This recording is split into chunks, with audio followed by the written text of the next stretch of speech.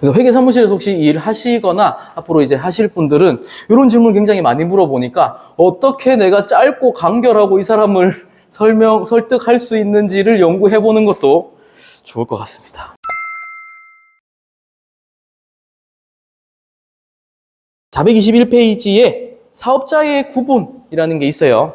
사업자 등록을 하신 분들을 말할 수도 있고요. 세법상으로는 사업자 등록을 안 했다 하더라도 내가 계속 반복적으로 뭔가 영리 목적으로 판매하거나 서비스를 제공해 준다 그러면은 사업자로 봐요. 그래서 어떤 문제가 있었냐면 최근에 우리 당근에서 이제 사업자 등록을 안 하고 계속 반복적으로 물건을 파시는 분들이 계셨어요.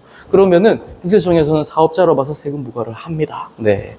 그래서 사업자는 꼭 사업자 등록을 해야 사업자가 아니라 내가 계속 반복적으로 돈을 벌 목적으로 판매를 한다. 그러면은 사업자가 되는 거예요. 또 이런 것도 있었어요. 게임 아이템 파시는 분들, 게임 아이템 팔면서 이거 가지고 이제 돈 벌어가지고 생활을 영위하시는 분들도 계시거든요. 그런 분들도 사업자 등록을 안 했지만 사업자로 봐서 세금 부과합니다. 실제로 추징 당한 경우도 많고요. 자, 그래서 사업자는 우리 부가가치세법에서는 일반 과세자, 간이과세 이렇게 두 가지로 나뉘는데요. 제가 아까 계속 10% 이렇게 말씀드렸던 거는 우리 일반 과세자 기준입니다. 간이과세자는요, 어떻게 다르냐면 보통 사업을 시작을 하게 되면 매출액이 좀 낮거나 사업을 처음 시작했거나 하면은 국가에서 혜택들을 좀 줍니다. 세율도 좀 낮게 매기고요. 세금도 좀 적게 부과를 할 수 있도록 간이과세라는 제도를 만들어둬서 약간 완충 역할이에요. 내가 처음 사업을 시작을 했는데 10%씩 매기면 굉장히 크거든요.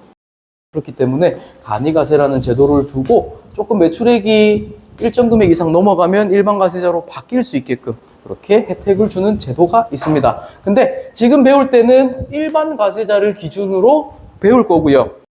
마지막에 가서 간이과세랑 이렇게 조금 다르다 이렇게 설명드릴 겁니다. 요 기준으로 부과를 사업자를 나누고 있는데 1억 400만 원 기준으로 간이과세와 일반 과세를 나누고 있습니다. 요 1억 400만 원이 뭐냐면요, 매출액 기준으로 1억 400만 원이 넘어갔다 그러면은 일반 과세로 바뀔 거고요. 아니면 그 이하다 그러면 간이과세자로 쭉 가게 됩니다. 간이과세자는 보통 1년 동안 적용이 되거든요. 1년 동안 적용이 되고 하는데 우리 1억 400만 원 이 기준이 연 기준일까요? 월 기준일까요? 6개월 기준일까요? 연 아닐까요? 연 기준. 자, 그럼 이런 사람 어떻게 해요? 자, 내가 사업 개업했는데 8월 달에 했다. 8월 달에 해가지고 이제 12월까지 사업을 했다. 우리 1년 단위로 끊는다 그랬어요. 그럼 이 사람은 지금 90, 11, 12, 4개월 했는데 한 9천만 원 했어요. 네, 매출이. 이분은 어떻게 해요? 1억 400 안 됐으니까 간이과세자 이렇게 할까요? 네. 네. 우리 실장님, 네, 아주 당당하게 얘기하셨는데 연으로 환산을 합니다. 네, 형평성에 문제가 있겠죠. 이런 경우에는 9천만 원 나누기 4 해가지고요 곱하기 다시 12를 합니다. 그래서 12개월로 환산해서 1억 400만 원이 넘어갔나 안 넘어갔는가 그 기준으로 하게 될 겁니다. 조금 더 들어가 볼게요. 조금 더.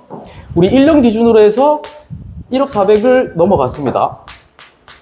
간이로 시작을 해가지고요.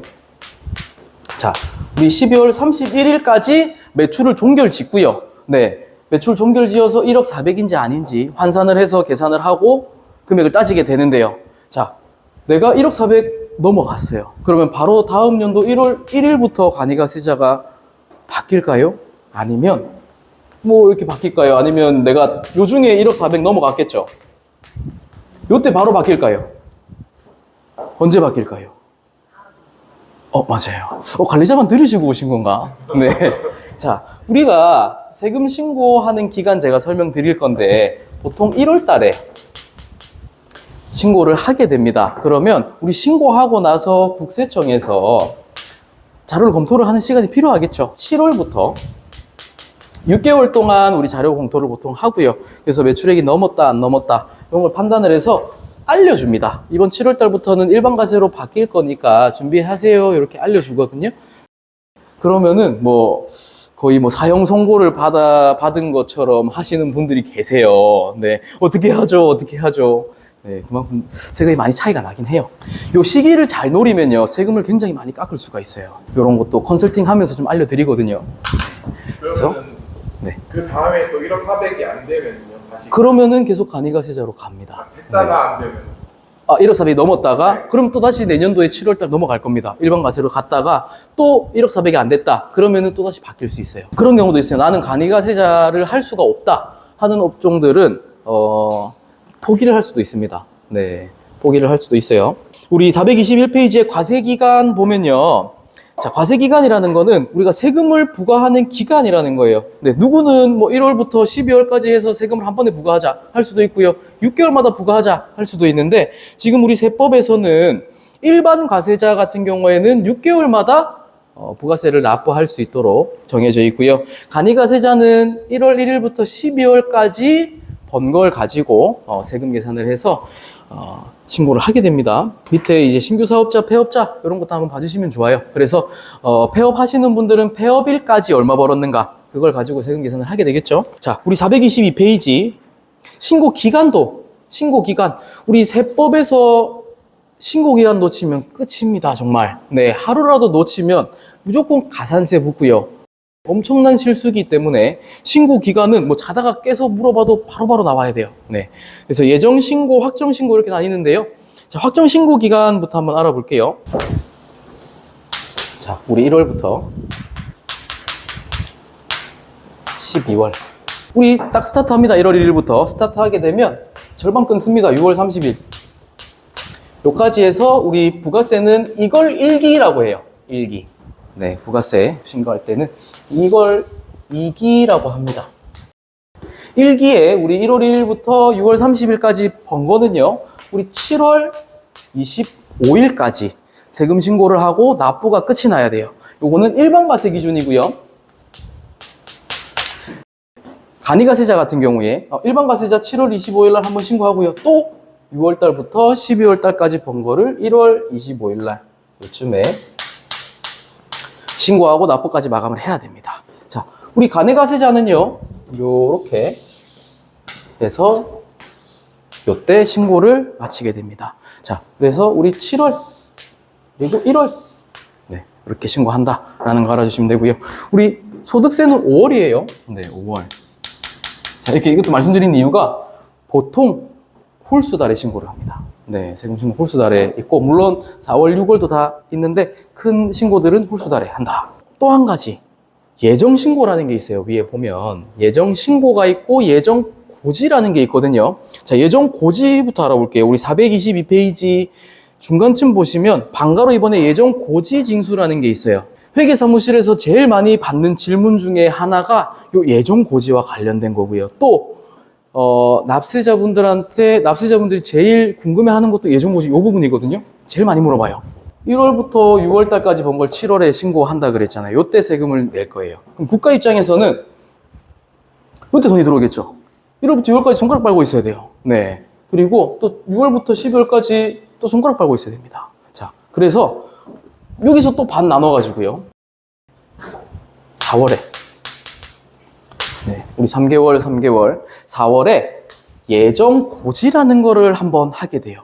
예정 고지라는 게 뭐냐면 작년에 우리 세금 신고했을 거 아니에요. 네, 작년에 세금 신고한 사람들은 세금 납부했을 거예요. 그래서 그 절반을 우리 예정 고지, 그냥 절반을 계산을 해가지고 고지서를 보냅니다. 그러면 우리 납세자분들은 가만히 있다가 그걸 받아가지고 어떻게 할까요? 회계사무실 전화를 겁니다. 이게 뭐예요? 제가 1월 달에 지금 세금 신고한 지 얼마 됐는데 갑자기 또 부가세를 내라고. 뭐예요? 이렇게 많이 물어봐요. 그래서 이렇게 해서 중간에 우리 세금을 한번 걷습니다. 작년에 150만 원. 부가세가 150만 원 나와서 납부를 한번 했습니다. 그러면 이때는 정확히 절반, 75만 원이 그냥 부과가 돼요. 그럼 요걸 내고 어떻게 하느냐? 본신고 우리 하겠죠? 7월 달에 부가세 본신고를 하게 되면 그때 세금이 100만 원이 나왔어요. 우리 아까 번 것에서 쓴 거 빼고 이익에다가 10% 해가지고 100만 원이 나오면 내가 75만 원 미리 내놨죠. 요거를 이때 가서 빼줍니다. 네, 이렇게 하면 납부는 25만 원만 하면 되겠죠. 네, 이렇게 우리 세법은 짜여져 있습니다. 근데 이런 경우가 있어요. 예정고지 징수에서 보면은 기억이 있습니다. 기억 보시면은 징수해야 할 금액이 50만 원 미만인 경우에는 예정고지를 하지 않습니다. 왜냐면 뭐 50만 원도 안 되는 거 이거 국가에서 받아서 뭐 하겠냐 뭐 이런 느낌이거든요. 네, 촬영하고 있네요. 네, 네. 왜냐면 힘드시니까 그만큼 이제 힘드시다 보니까 이제 적은 금액들은 좀 봐주겠다 요런 느낌이에요. 그래서 그런 경우에는 예정고지가 안 옵니다.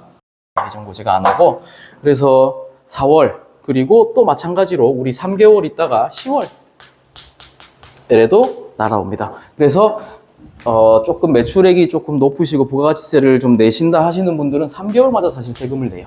네, 이렇게 3개월마다 세금을 내는 구조로 짜여져 있습니다. 자, 이거 물어볼 때 상당히 어려워요. 이렇게 설명을 드리고 싶은데 4월 되면은 전화가 두두두두두 온단 말이죠. 그러면 내세요? 네네, 내는 건 맞습니다. 예정 고지가 원칙이고요. 간혹 내가 매출액이 올해 너무 적다. 그래서 작년에 냈던 거에 3분의 1도 안 된다. 그러면은 내가 직접 신고를 할 수 있어요. 그래서 회계사무실에서 혹시 일하시거나 앞으로 이제 하실 분들은 이런 질문 굉장히 많이 물어보니까 어떻게 내가 짧고 간결하고 이 사람을 설득할 수 있는지를 연구해 보는 것도 좋을 것 같습니다.